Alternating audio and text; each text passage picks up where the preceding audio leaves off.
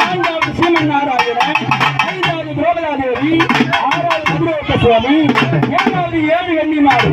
அப்படி முக்கோடி தேவரை அணிக்கும் போது உன்னை யாரை அணிக்கலாம்?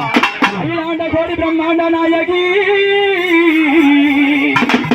அமணி ஆத்தாலே அங்க முத்தி அவன் உலகமெல்ல புகழ் படைத்தான்.